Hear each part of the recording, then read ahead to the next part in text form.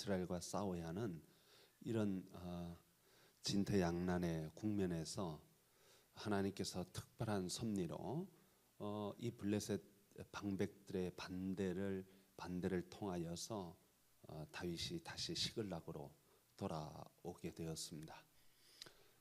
다윗이 사실 시글락에 있을 때 블레셋 왕 아기스가 명령하기를 유다의 성읍들을 쳐서 거기서 노략질을 하여서 먹고 살아라, 그렇게 시글락에 보냈는데, 다윗은 유다 성읍들을 친 것이 아니라 아말렉 족속들을 쳤습니다. 그리고 남자들을 하나도, 거기 있는 사람들 하나도 없이 다 싹 죽여버림으로써 블레셋 왕한테는 우리가 유다 성읍을 쳤습니다, 그래서 이런 것들을 얻었습니다 하고 거짓말로 위기를 모면하곤 했습니다. 아마도 그것 때문에 다윗이 군대를 동원하여서 전쟁에 참여하고 시글락성이 텅 비었다는 사실을 안 아말렉 족속들이 시글락을 공격했습니다.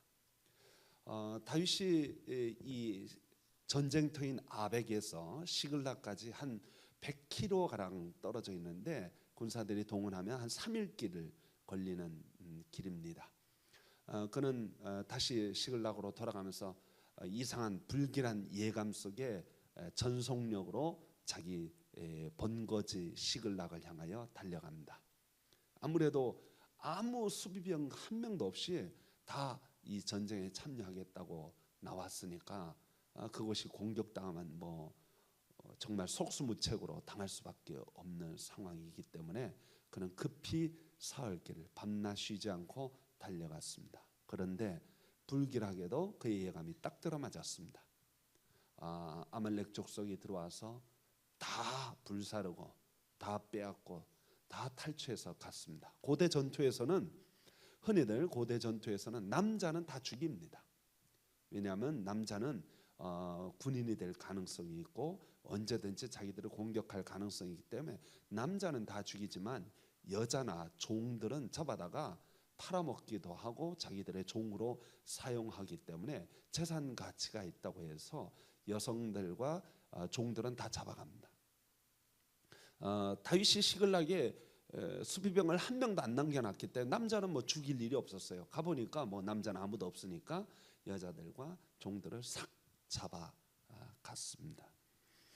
그러한 상황을 오늘 여기 본문 1절부터 5절까지 기록되어져 있습니다. 와서 보니까 다 잡혀가는 거예요. 그걸 뭘로 알 수 있느냐? 시체가 하나도 없는 거예요. 아말렉 사람들이 죽였으면 시체가 남아 있을 거 아니에요? 그 시체를 장사 지내줄 리는 없고, 근데 보니까 시신이 하나도 없는 거예요. 필경 다 잡아갔다. 아마 아말렉 사람들은 자기들의 원수잖아요. 다윗이 자기들 마을에 쳐들어오면 남녀노소 다 죽여버렸어요. 왜냐하면 혹여라도 블레셋 왕한테 가서 유다를 친 것이 아니라 우리를 쳤습니다 하고 고발할까봐 싹 죽였거든요. 근데 아말렉 족속을 와가지고 안 죽였어요. 아말렉 족속은 죽이는 것보다, 원수 갚는 것보다 경제적인 이익이 훨씬 더 크다고 생각했는지도 모릅니다. 그래서 잡아갔어요. 다윗이 와서 보니까 자기 부인도 다 잡혀가고 성읍은 다 파괴되고 부하들도 부인 자식들 다 잡혀간 거예요. 여기 보니까 울 기력이 없을 정도로 울었다, 그렇게 성경은 설명하고 있습니다. 여러분 생각해 보세요. 울 기력이 없을 정도로 울었다. 사흘길 달려와서 기력을 다 쏟아 엉엉 운 거예요. 이 아말렉 족속들은 광야의 베두인족처럼 어디 특정한 성읍에 사는 것이 아니라 흩어져 광야에서 살기 때문에 잡아가면 어디로 잡아갔는지 알 길이 없는 거예요. 그러니 자기 자녀들을 찾아낼 확률은 거의 없다고 봐도 과언이 아닐 것입니다. 그들은 야, 이거 우리 여기 이게 뭐냐? 그래서 오늘 여기 본문에 보니까 다윗을 돌로 치려고 했습니다. 죽이려고. 다윗에게 책임을 물으려고 했던 것은 아마 그가 지도자였기 때문에 그럴 수도 있고, 수비병 한 명도 남겨놓지 않고 다 이스라엘과의 전쟁에 끌고 간 그런 책임을 물으려고 한 것도 있고, 또 블레셋에 우리로 이렇게 망명케 해서 이런 곤경을 당하게 했다. 그래서 하여튼 모든 책임을 다 누구에게 묻냐면 다윗에게 물어서 돌로 들어 치려고 했던 것이 오늘 본문의 5절에 기록되어져 있습니다. 다윗이 그때 심정을 시편 26편 16절부터 20절에 그때 심정을 이렇게 기록하고 있습니다. 세번역 성경에 이렇게 써 있어요. 주님 나를 돌아보아 주시고 나에게 은혜를 베풀어 주옵소서. 나는 외롭고 괴롭습니다. 내 마음의 고통에서 벗어나게 해주시고 나를 이 아픔에서 건져 주옵소서. 내 괴로움과 근심을 살펴주십시오. 내 모든 죄를 용서하여 주십시오. 내 원수들을 지켜봐 주십시오. 그들의 수는 많기도 합니다. 그들은 불타는 증오심을 품고 나를 미워합니다. 내 생명을 지켜주십시오. 나를 건져주십시오. 내가 수치를 당하지 않게 하여 주옵소서. 나의 피난처는 오직 주님뿐입니다. 다윗이 블레셋에 망명할 때 하나님께 물었어요? 안 물었어요? 안 물었습니다. 블레셋에 있는 동안 하나님의 뜻을 한 번도 찾지 않았습니다. 그는 자기 생명, 자기가 온전히 사는 것이 더 중요하다고 생각해서 어쩌면 신앙도 버릴 정도로, 다시 말하면 하나님을 다시 찾지 않을 정도로 그렇게 신앙이 곤두박질 쳤습니다. 위대한 성도도 신앙이 떨어질 수가 있어요. 영적 침체에 빠질 수가 있습니다. 그러나 이 막다른 골목에 다다랐을 때 다윗은 다시 누구를 찾습니까? 하나님을 찾습니다. 이 진짜 신앙인은 어디 가서 알 수 있냐? 환난과 시험을 당하면 그때 할 수 있어요. 환난과 시험이 다가왔을 때 진짜 신앙인은 거기서 하나님을 찾습니다. 오늘 여기 6절 말씀 보면은 이렇게 기록되어 있습니다. 백성들이 자녀들 때문에 마음이 슬퍼서 다윗을 돌로 치자니 다윗이 크게 다급하였으나, 이 다급하다 하는 말은 심정적으로 굉장한 스트레스 속에 있었으나 그의 하나님 여호와를 힘입고 용기를 얻었더라. 그때 그가 하나님을 찾은 거예요. 하나님 살려주십시오 하고 하나님을 찾고 하나님에게 힘을 얻었습니다. 그리고는 7절에 드디어 하나님께 뜻을 묻습니다. 제사장 아비아달에게 에봇을 가져와라.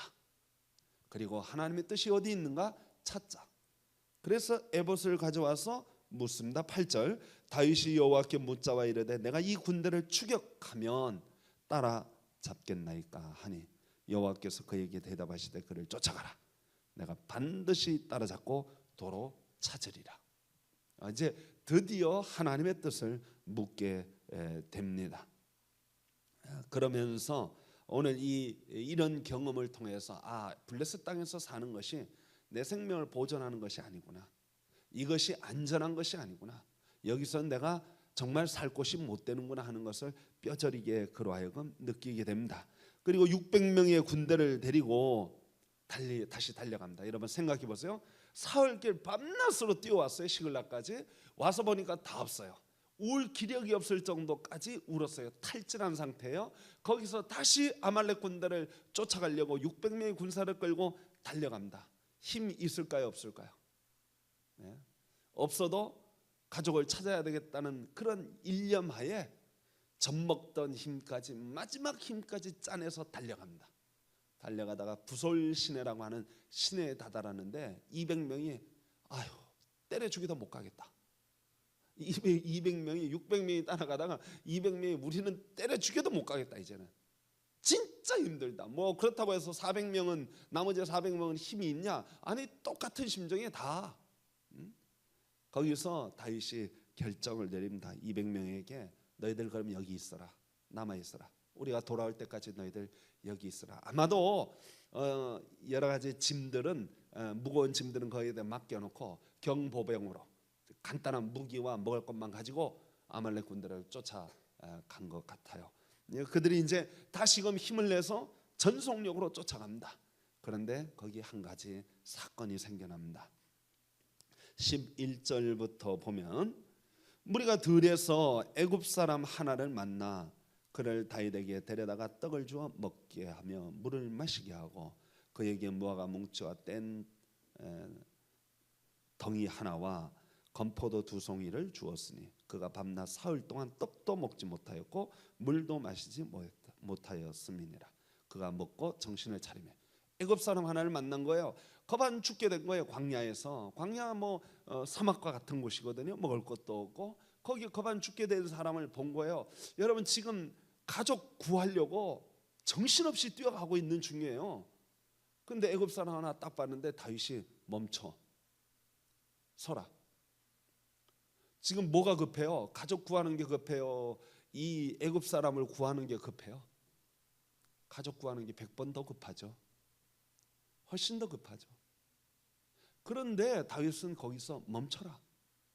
우리 먹을 것도 없는데 거기서 떡덩이 세 덩이 주하고 떡을 가져다 주고 물도 마시게 하고 무화과 한 뭉치 주고 그 다음에 이 건포도 두 송이를 주어 먹게 하고 정신을 차리게 합니다.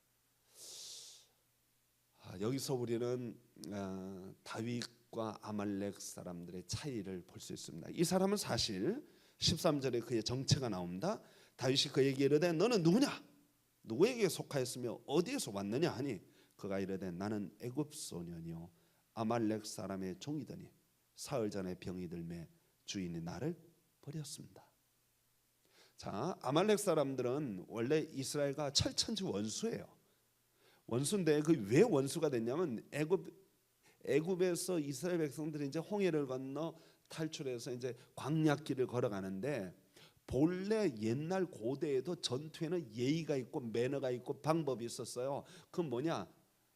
예를 들어서 대장이 나와서 서로 싸운다든가, 골리앗과 다윗처럼 나와서 싸운다든가, 아니면은 딱 서서 전쟁을 먼저 선포하는 거야. 야, 너희는 어떻고 저쩌고 그러니까 오늘 싸우자. 그래가지고 탁 싸우는 게 이게 원래 고대 전투의 매너예요. 그런데 아말렉은 꼭 뒤에 가가지고 뒤에 처지는 여자들, 노약자들을 공격했어요. 이 아말렉 족속이 이 굉장히 야비한 족속이죠. 그래서 하나님께서 아말렉 족속은 전멸시켜야 되겠다. 사울이 하나님께 버림받은 이유 중에 하나가 아말렉 족속을 쳐서 아각 왕을 사로잡아 왔는데 진멸하라고 하나님께서 명령하셨어요. 아말렉은 원수예요. 그냥 싹 진멸하라. 그런데 사울이 그걸 진멸 안 한 거예요. 그리고 아각 왕을 사로잡았던 거예요. 그것 때문에 사무엘에게 크게 책망받고 하나님께 버림받았어요. 아말렉은 그런 족속입니다. 아말렉은 족속은 자기 종인데 병들었다고 그 광야에 버린 거예요. 사막에 버린 거예요. 살든지 죽든지 나 신경 안 써.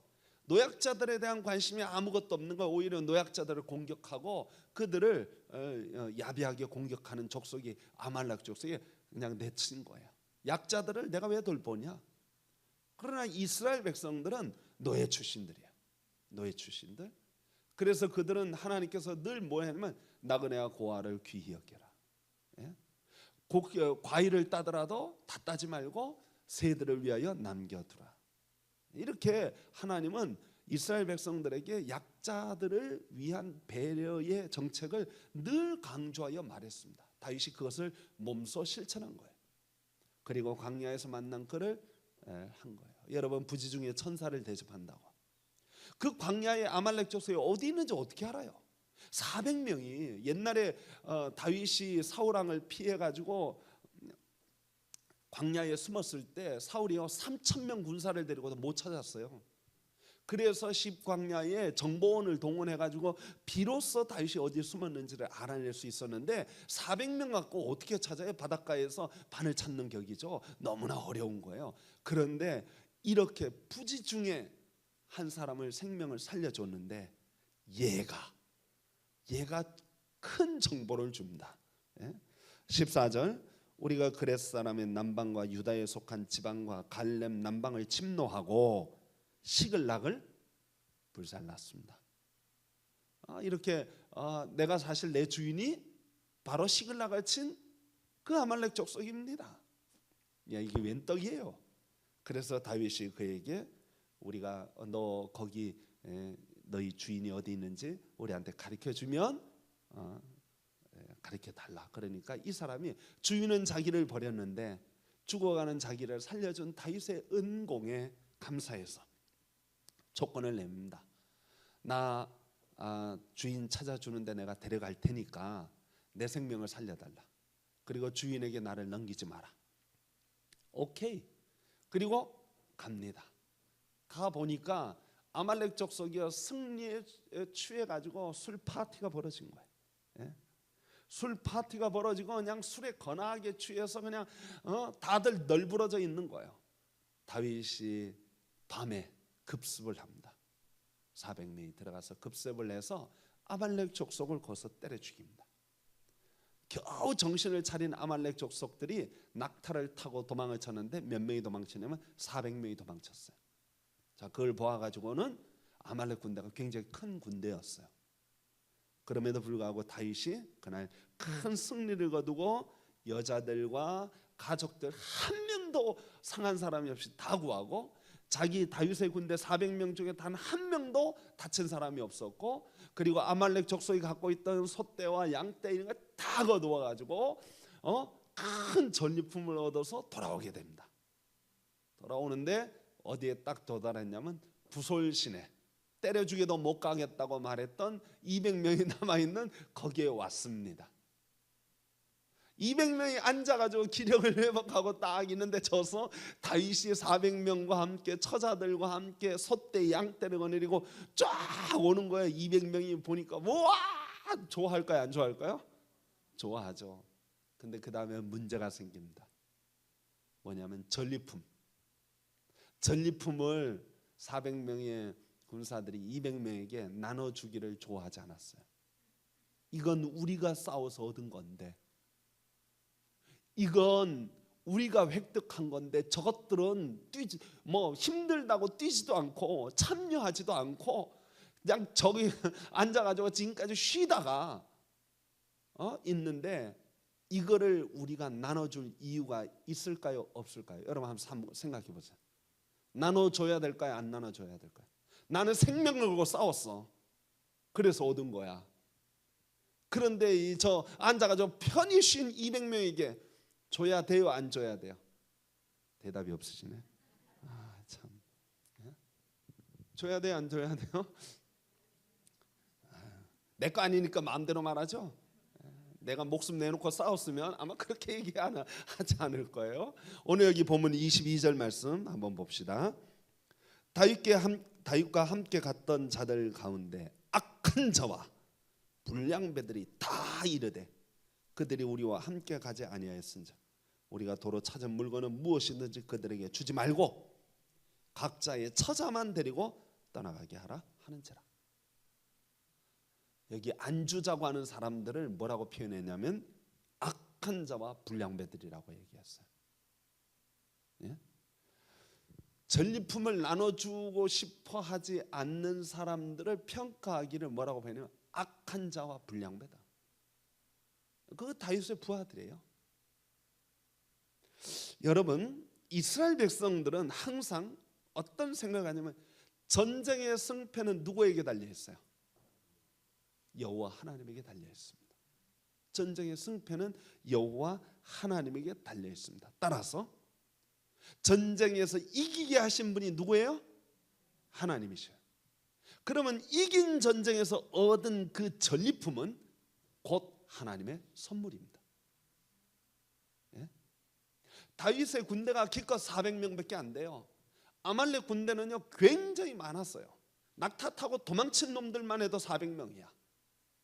엄청나게 많았어. 그 전쟁에서 승리를 주신 분이 누구예요? 하나님이셔요.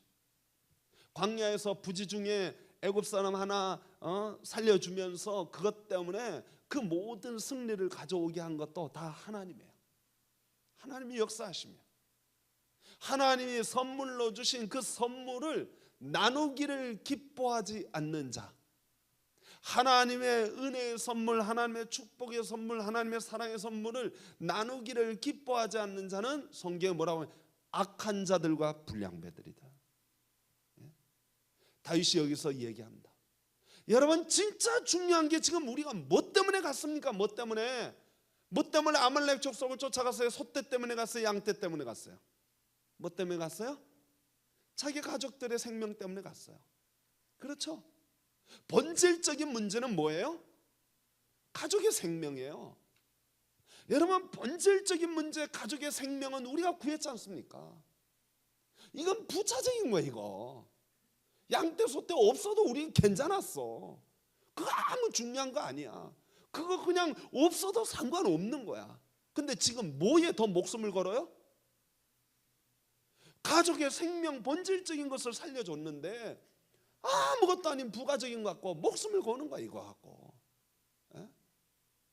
그러니까 이거는 뭐냐? 너희들은 불량배다 이거야. 악한 자들이다 이거죠.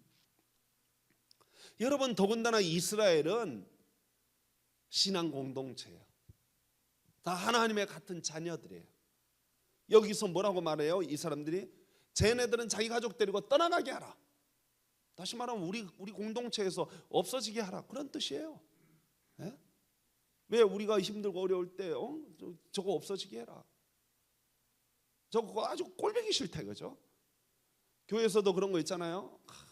하필 우리만 식당 봉사하고 저것들은 할 때는 안 하고 그냥 맨날 어디다 처먹기만 하고 죄송합니다 이게 그러면은 저것들 꼴보기 싫어. 저거 쟤네들 교회 좀 안 나왔으면 좋겠어. 차라리 안 먹으면 좋지. 그러면 좋을까요 안 좋을까요? 여러분 신앙 공동체는 그게 아니에요. 신앙 공동체. 신앙 공동체는 쉐어예요. 쉐어의 정신. 나눔의 정신, 베푸는 정신이에요. 베푸는 정신이에요. 작은 교회일 때는요 막 나누기를 좋아해요. 온 교인이 제가 들어보니까 막 제 친구 목사 중에 개척교회 하는 목사 있어요. 한 교인이 한 50명 조금 넘게 모여요. 점심 식사에 온 교인이 다 이래. 너나 할 것 없이 어린애까지 다 반찬 나누고 다 해.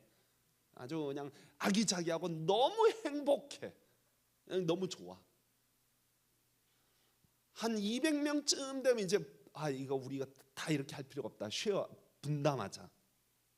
이렇게 1조, 2조, 3조 나눠서 해요.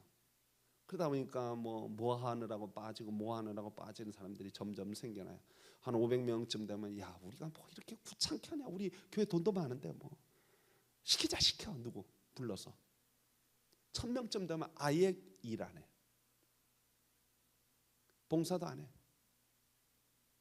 신앙 공동체가 쉐어하는 정신을 잃어버리니까 이게 전리품 갖고 얘기하는 그런 모임으로 전락하더라는 거예요. 본질을 잃어버리더라는 거예요. 오늘 여기 다윗이 비록 블레셋의 망명가는 그런 잘못된 선택을 하기는 했지만 그가 다시 리더십을 회복합니다. 그 리더십을 회복하는 첫 번째는 하나님의 은혜는 나눠야 한다. 하나님의 축복은 나눠야 한다. 하나님의 사랑은 나눠야 한다. 그거였어요. 그걸로 그의 리더십을 회복하는 거예요. 약자들을 돌봐야 한다. 소외당한 사람들을 돌봐야 한다 하는 거예요. 여러분 우리가 연말에 사랑을 나누는 운동을 합니다. 쌀, 이 지역 어렵고 힘든 사람들에게 쌀을 갖다 나눠주는 운동을 합니다. 우리도 살기 어렵죠. 힘들죠 사실은. 그런데 사랑을 나누고 베푸는 일들은 우리 그리스도인들이 마땅히 해야 될 것들입니다. 오늘 여기 본문의 말씀 보면은 이 전리품을요 다윗이 어떻게 했냐면 600명이 함께 나눈 것이 아니라 나중에 보면 아시겠지만은 볼까요? 26절 다윗이 시글락에 이르러 전리품을 그의 친구 유다 장로들에게 보내어 이르되 보라 여호와의 원수에게서 탈취한 것을 너희에게 선사하노라. 유다의 장로들에게 보내요. 그리고 베델에 있는 자, 남방 라못에 있는 자, 아뜰에 있는 자, 아로엘에 있는 자, 신못에 있는 자, 에스드모아에 있는 자와 라갈에 있는 자와 여라무엘의 사람들의 성읍들에 있는 자와 겐 사람들의 성읍들에 있는 자와 홀마에 있는 자와 고라산에 있는 자와 아닥에 있는 자와 헤브론에 있는 자에게 와 다윗과 그의 사람들이 왕래하던 모든 곳에 그 전리품을 다 나눠준 거예요. 다 나눠줘. 우리만 가지면 부자죠. 우리 굉장한 부자죠. 떵떵거리면 먹고 살 수 있어요. 그런데 다윗은 어떻게 했냐? 다 나눠주자. 싹 다 나눠주자. 그리고 전부 나눠줍니다.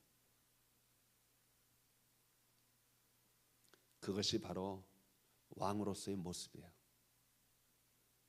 권력 가졌다고 해가지고 내 배만 두드리자, 내 배만 두드리자. 오늘 아침에 저녁 먹으면서 뉴스 보니까 세금 체납한 사람들 중에 저는 이 별장에다가 아궁이 속에다가 현찰 6억을 숨겨놓고 세금 안 내느라고 거다가 아궁이 속에 꽁꽁 숨겨놓은 사람도 있더라고요. 여러분, 그리스도인 이 다윗이 왕으로서 다시 자리에 서는데, 오늘 여기 본문에 보니까 다윗이 나중에 이제 그 31장에는 사울이 블레셋에게 완전히 지고 다 죽는 얘기가 나옵니다. 그리고 다윗이 사무엘하 2장에 가면 이제 왕이 되는데 헤브론에서 왕이 됩니다. 자 보세요. 이렇게 다 베풀었으니까 사람들이 다 다윗을 왕으로 삼기를 기뻐할까요? 안 기뻐할까요? 기뻐하죠. 예? 다윗이 비록 약점이 하나 있어요. 블레셋을 망명 갔거든요. 블레셋에서 도망갔거든요. 그런데 그 약점을 커버할 만한 그런 은혜를 뭘로 베풀었냐? 전리품을 싹 나눠주고 은혜를 베푼 거예요. 그리고 다윗이 왕으로 서는 거죠. 이런 다윗이 왕이 되면 자기 배를 채울까요? 나눠주고 베푸는 사람 될까요? 나눠주고 베푸는 왕이 될 것을 기대한 거예요. 소망한 거예요. 진정한 리더는 나누고 베푸는 사람이다. 그래서 그가 이스라엘의 정말 명군으로, 성군으로 인정받는 자로 서게 됩니다. 성도 여러분, 하나님이 시시때때로 우리에게 고난도 주고 아픔도 주고 또 때때로 우리에게 복을 허락하여 줍니다. 은혜를 허락하여 줍니다. 우리 그리스도인들은요, 나눌 줄 알아야 돼요. 나누고 싶지 않아요. 쟤네들은 놀았거든요. 나누고 싶지 않아요. 쟤네들 우리 죽으라고 뛸 때 쟤네들은 안 뛰었거든요. 그래도요, 어떻게 해요? 그리스도인은 나눠주는 사람, 베푸는 사람, 그가 바로 진정한 그리스도인이고, 그가 바로 진정한 크리스천 리더십을 가지는 겁니다. 우리 서북교회가 크리스천 리더십을 바르게 행사할 줄 아는 교회 되어지기를 소망합니다. 정말로 우리들이 섬기고 봉사하는 일에 앞장설 수 있는 우리 모든 성도가 되기를 축원합니다.